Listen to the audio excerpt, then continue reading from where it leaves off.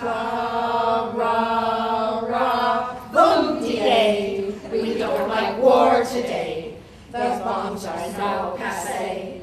They must be put In my talk, I'll show that Canada also has military bases on foreign soil, and Canada itself has become a military base for the United States military activities.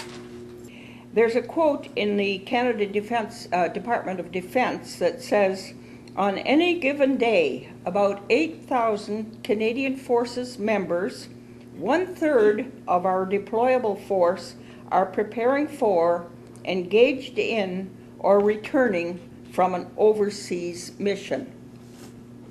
There's a news report on October the 23rd from Halifax, and it's reporting on the return of a ship from overseas, a military ship. And this is a statement, Honorable Peter Gordon McKay, who is the Minister of Defense and the Minister of the Atlantic Gateway. Now, that's his new position. He is now has a new title, Minister of National Defense and Minister of the Atlantic Gateway. I want everybody to remember that word gateway. It's come into our lexicon in many, many different ways. We have gateways coming into Vancouver, gateways going out of Canada. It's all, I've seen. Anyway, this ship arrived in Halifax about 3 weeks ago. It's been out of Canada, wandering around in the Middle East since April the 19th, 2008. And the statement says that the reason it was out there was to firm up the 4th rotation of Operation Altair, a Canadian maritime contribution to Operation Enduring Freedom, the U.S.-led campaign against terrorism. Now, since late 2001, when the Canadian Armed Forces participated in the U.S. invasion and conquest of Afghanistan, the Canadian military have controlled part of the Minhad facility, and that's in the United Arab Emirates. And now the Canadian Armed Forces claim it as their foreign military base. The securing of a permanent Canadian military base in the United Arab Emirates will mean that the Canadian military forces can be rapidly deployed throughout the oil-rich Persian Gulf, an area where the U.S. is already embroiled in one war and which is at the center of Washington's plans to gain a strategic stranglehold over the world's oil. Then the Canadian Navy has an almost continuous presence in the Persian Gulf since the 1991 Gulf War. And they have been participating with the U.S. military. Then they even claim that they have bases in Afghanistan and in Bosnia, which are Canadian controlled. Now, those are not many military bases, but it shows the thrust of where we're going. So now this new Canadian military strategy passed by the present government in the last few months. So what Defense Minister Peter Kay says about this is that it builds on the vision that the government has progressively laid out since coming to power in January 2006. So what they're saying, they have now a new military strategy for Canada. And specifically, the forces will have the capacity to conduct daily domestic and continual operations, including in the Arctic, support a major international event in Canada, such as the 2010 Olympics, and the G8 summit, which will occur at the same time, respond to major terrorist attacks, support civilian authorities during a crisis in Canada, such as a natural disaster, lead and or conduct a major international operation for an extended period of time, and deploy forces in response to crisis elsewhere in the world for shorter periods. Those are the overview of what this new strategy is. This can be done, they say, if we have stable funding. So they have set a budget for 20 years. We're going to be in this military operation for 20 years at least. So this military budget right now is running about 18 billion a year, slightly more now, because it goes up every year. And the prediction for this new strategy is that it will be 30 billion plus. So we can look forward to 20 growing to 30, over 30 billion in the next 20 years. That would be about $490 billion out of the Canadian budget. We're 33 million people in this country, so we could figure out what it'll cost each one of us. This money is earmarked for personnel, for equipment, for infrastructure, and for readiness. On top of that, the government says, as well, the government is committed to incremental costs for major operations. So they can always add to the budget. But they are going to modernize the Army, and they need this money. The strategy promises to be a strong and reliable partner defending North America. Being a credible partner in the defense of North America requires that Canada forces to conduct daily continental operations, including with NORAD, carry out bilateral training and exercises with the United States, respond to crisis, and remain interoperable with the U.S. military. So that's an important word, interoperable. Okay, note that one of the best examples of this concept of being interoperable is being that the U.S. military, and this happened in 1998, when the HMCS Ottawa integrated into a U.S. carrier battle group as part of this force under U.S. command. The Canada Command, which has been set up recently, they call it the Canada Command, will continue to work with the U.S. Northern Command. So keep your focus on the U.S. Northern Command. The Northern Command and these two groups will work together in support of shared objectives. The two commands are dedicated to enhancing military-to-military cooperation to provide assistance to civilian emergencies, responses, and agencies in the event of crisis. So, in other words, the military of each country can be called into the other country. Finally, the two nations' armed forces will pursue their effective collaboration in operations in North America and abroad. To remain interoperable, we must ensure that key aspects of our equipment and doctrine are compatible. Accordingly, the forces will continue to participate in joint training exercises and personal exchanges with their U.S. counterparts. The role of the United States Northern Command, this is important, in the North American military partnership. U.S. NORTHCOM is located at Peterson Air Force Base in Colorado Springs, Colorado. It includes air, land, and sea approaches and encompasses the continental United States, Alaska, Canada, and Mexico, and the surrounding water out to approximately 500 nautical miles. It also includes the Gulf of Mexico and the Straits of Florida. So that command covers quite huge territory. The defense of Hawaii and our territories, this is the U.S. speaking, and possessions in the Pacific is the responsibility of the U.S. Pacific Command.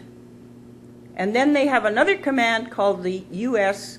Southern Command, and that's for South America. The defense of Puerto Rico and the U.S. Virgin Islands is the responsibility of the U.S. Southern Command.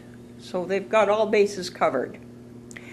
The U.S. NORTHCOM consolidates under a single unified command existing missions that were previously executed by other Department of Defense organizations.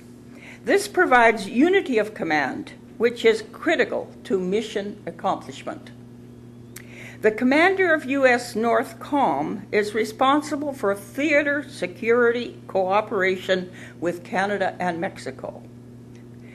The U.S. North Command and NORAD, we've always been a partner in NORAD, or at least since the end of the Second World War when NORAD was established. So now we have the U.S. North Command and NORAD operating under one command system. And the commander for this is Jean Renault, who is the U.S. Air Force commander. Lieutenant General William Webster, another U.S. deputy, he's the deputy commander. Major General Bordelon, who is also a U.S. Chief of Staff.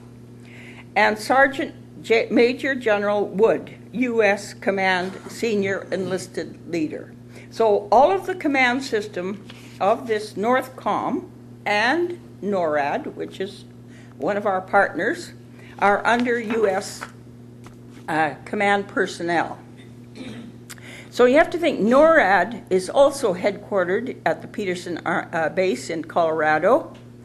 And that one is supposed to have binational. In other words, Canada is a partner and should have a say.